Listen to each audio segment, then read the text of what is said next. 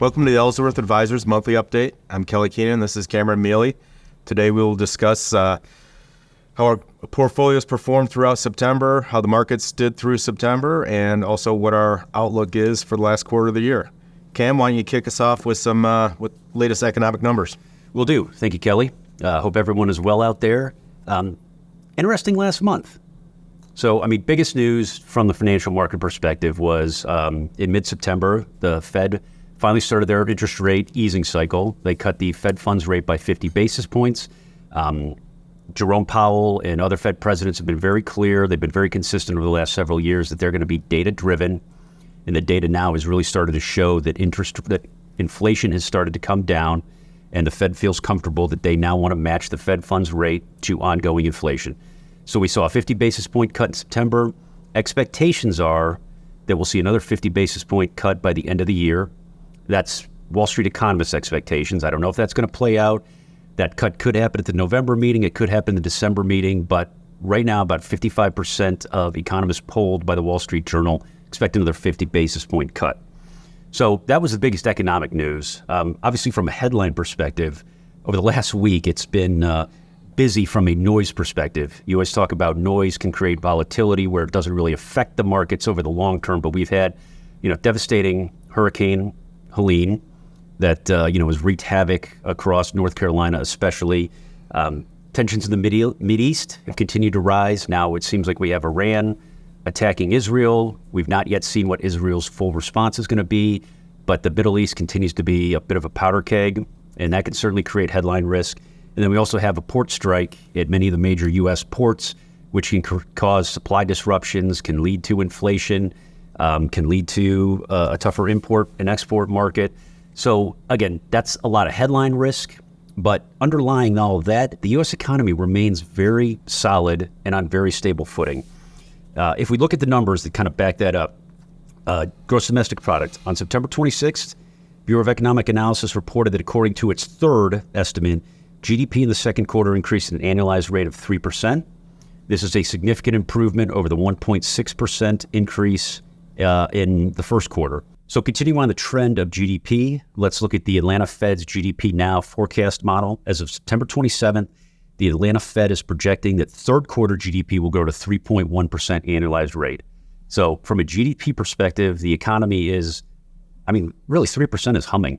Yes. For a $30 trillion economy, that's humming.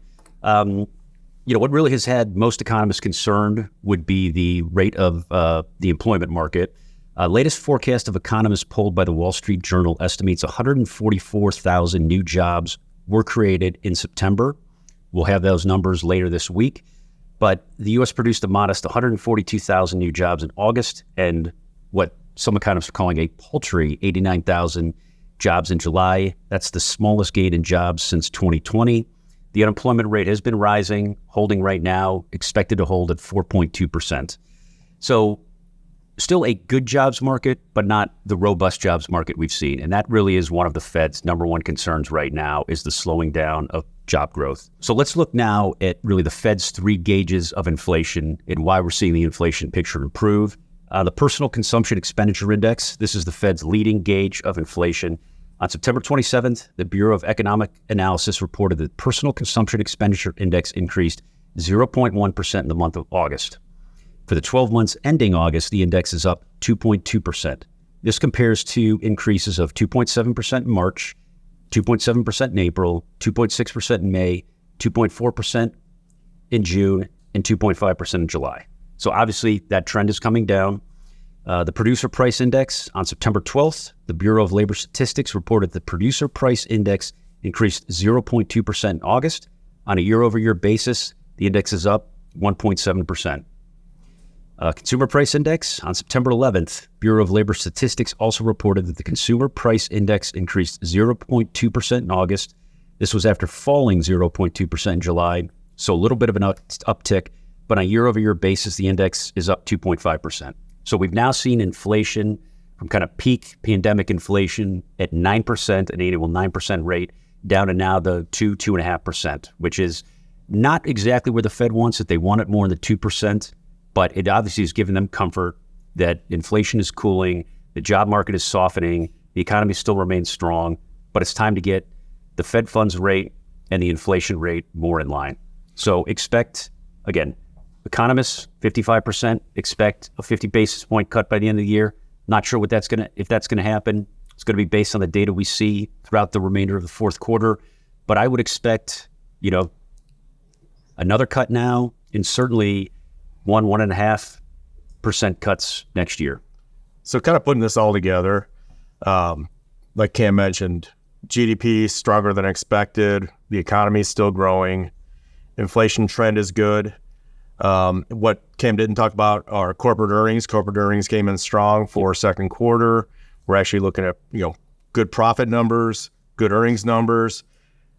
Those three factors alone, basically helped us avoid what, typically September's a weaker month.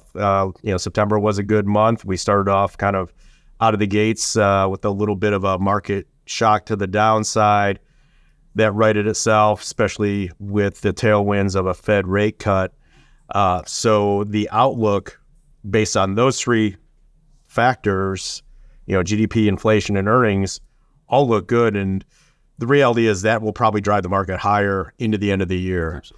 Different valuation measures, some valuation measures say, stocks are overvalued, but then again, a lot are saying fairly valued. Some are even showing undervalued. So the reality there is there's enough momentum with the ground we've made between the beginning of the year and now. Momentum is going to carry us where we're higher into the end of the year. But just recently, the things that have cropped up, as Cam mentioned, the longshoreman strike, the Middle East, and then we have the election. Those are the three big issues that out there that are driving headline risk. The longshoreman strike, that is fairly serious, and that's going to have an impact on the inflation numbers. Not immensely, but it will have an inflationary impact. The longer we see the strike, that will push up prices on, obviously imported goods. That's really a supply and demand issue. And I hate to say it, but that's probably a shorter term issue, more transitory issue. It's not a money supply issue like we saw during COVID. $6 trillion. That was more of a money supply issue. This is, this will be supply and demand. That inflation bump, that'll be on the Fed's mind. That could, change the path of rate cuts in coming months.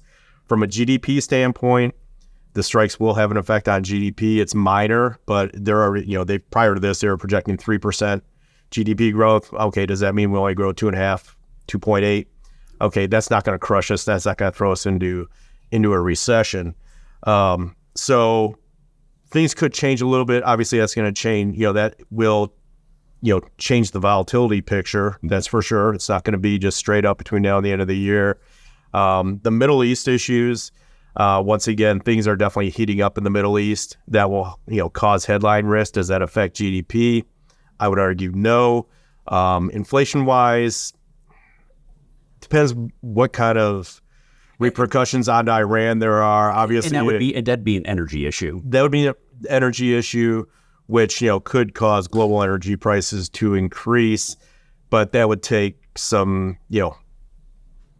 real large retaliatory issues. Yeah, it'd have to work its way through the system. Yes, and the reality is the U.S. isn't going to run out of oil. We are the largest oil producer in the world, so different dynamic than, say, back in the 70s.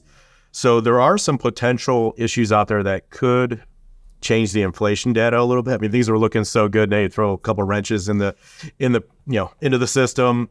Like Cam said, we may not get those cuts. The Fed's going to wait and see. Yeah. The Fed's not going to be cutting rates because the economy is crashing. Yeah. I think that's the bottom line. To your point, all of this is headline risk. It's transitory. Exactly. These are probably issues we won't be talking about 6 months from now. Correct. Hopefully. Maybe 2-3 months from now. Yeah. The last piece is the election. Obviously, as we get closer to the election, you have more hype around that. And, at this point, neither party's talking about doing anything crazy except for spending a lot of money. A lot of fiscal stimulus is going to be thrown out there. If anything, that's going to give us some tailwinds. At this point, I think probably the biggest risk is, some volatility after the election if we get some kind of, contested election. If you get a contested election, which I have a feeling may happen, it's just, does that have any legs? That could cause some delays which will rile the markets a little bit. But once again, that'll be very transitory. That'll be very temporary. Life will move on. So that's kind of where we're at. Let's talk about what actually happened in the last month. Like I said before, September, typically the weakest month of the year. But with the other factors coming into play, like I said, the strength of the economy and kind of where we're at, the S&P 500 for the month was up 2.02%. The Dow Jones was up 1.85%. NASDAQ was up 2.68%. So kind of the lead, the previous leaders that, didn't necessarily lead back in August, they kind of came back in and led during September, but it still was more of a broad-based movement. We're seeing better participation throughout the market. The Magnificent Seven, still are off their highs, but we have seen new highs in the S&P and the Dow. So those are good. Those are good. That's good news, bottom line. Russell 2000 small cap index up 0.5%. Internationally, the EAFE up 0.62. Emerging markets had a big bump up 6.45. Kind of what we see happening with interest rates, where we're at in the economic cycle tends to be pretty good for emerging markets. We're actually looking at maybe introducing a little bit more exposure there. On the bond side, bonds, the U.S. Bond aggregate up 1.34. We have seen the 10-year come down. I don't see much more downside in the 10-year. If anything, you're going to see rates maybe go a little bit higher on the longer end. Year to date, the S&P is now up 20.81%. Dow Jones up 12.31%. NASDAQ up 21.17%. The Russell 2000, once again, small caps 10.01%. EAFE, the international market, up 10.4%. And, that bump in emerging markets now up 14.37%. We haven't seen good emerging markets numbers for a long time. And, the emerging markets kind of come in spurts, and we're starting to see a spurt right now. In our portfolios, growth with income for September up 0.7%. Year to date, we're up 15% in there. Big gainers, Nike kind of coming off a rough going, was up 7% in September. Unfortunately, Nike's taking a little hit today. Nike's gonna be a patience game at this point. Disney actually up 6% for the month. Iron Mountain up 6%. Gold up 5%. Laggards, Toyota was down 6%. EOG down 4.6%. Berkshire Hathaway down a little bit, down 3.3%. Year to date, Nvidia still leading the pack, up 145%. Iron Mountain up 74%. Raytheon up 47%. That had a bump yesterday. And then Berkshire Hathaway still up 29%. Year-to-date laggards, Aptiv down 20%. That's one that really hasn't worked out. We're going to be walking away from that. And then Nike year-to-date still struggling, down 17%. And Nucor down 13%. In the dividend yield portfolio, good month, up 2.3%. Year-to-date up 16%. Big gainers, Caterpillar up 9%. Blackstone up 8%. Public Storage up 7%. Our laggards, Merck down 3.5%, LyondellBasell down 2.8%, U.S. Bank down 2%. Year-to-date, Packaging Corp still our big winner in here, up 35%. Caterpillar right behind it, up 34%. Southern Company up 32%. Big laggards in this portfolio, Kraft Heinz down 21%, UPS down 10%. Appreciation with income, September, only up 0.4%. Year-to-date, it's up 20%, so this has had a good year so far. Big gainers in here, AES Corp up 17%, Public Storage up 7%, Lamar Advertising up 7%, Hewlett-Packard up 6%. Laggards, Shell down 8% for the month, JP Morgan down 6%, Mosaic down 6%. Year to date, our big gainers, Equitable up 29%, Lamar up 30%, Energy Transfer Partners up 24%. Laggards, Bungie down 2%, and basically no real laggards in appreciation with income. Price potential gained 0.2% for the month. Once again, we're still struggling, but we're finally getting some legs, up to 6% for the year. Deere was up 9% for the month. We did sell out of there just recently. Air Products and Chemicals up 7%, which we bought at the beginning of the month. Owens Corning was up 5% for the month. Year to date, we've made laggards for the month. I'm sorry, Centene down 4.5%, Cigna down 4%, Jazz Pharmaceuticals down 4%. Year-to-date, Interactive Brokers, they're our big winner that, we'd been holding. We actually did exit there. We're up 69%. Allstate, we're up 38%. And Integra Life Sciences, really the only loser. We're still holding in the portfolio, down 58% year-to-date.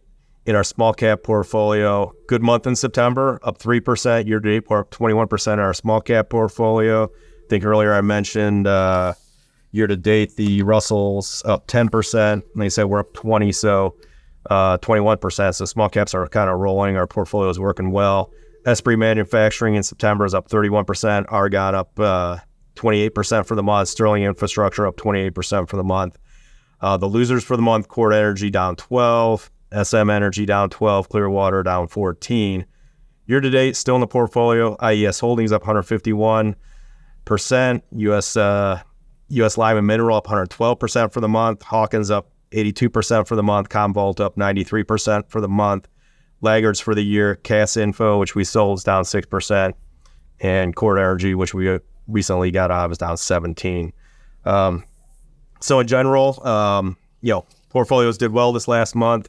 Year to date, probably the biggest disappointment is price potential, which I think will finally start gaining some steam in a lower rate environment. I think we're going to start to see some mergers. Consistently, that's been a very good performing portfolio. So it's not like we're going to kick it to the curb. No, because of year to date performance. There's good companies. It's been a good performer. They're just not getting the love from Wall Street right now. And part of what's driven the performance in that portfolio in the past is a lot of mergers and acquisitions of stocks that we hold in there. That activity has been down. We're starting to see that with higher interest rates. Yeah, we're going to start to see that come back to life. So I think I like what's going on. I mean, I think the setup for that is very good moving into the future. But the bottom line is probably a bumpy ride getting through the elections. The setup for the end of the year is good. There's going to be a lot of headline risk out there. Just need to be patient. Yeah, expect noise. The economy is on very solid footing, which we expect to lead to a strong fourth quarter. We expect to be up significantly this year. So it's been a good year. Obviously, from Kelly and I, thank you very much for the trust you place in us, Ellsworth Advisors. If you have any questions, please feel free to reach out to us. Have a great month. Talk to you next time.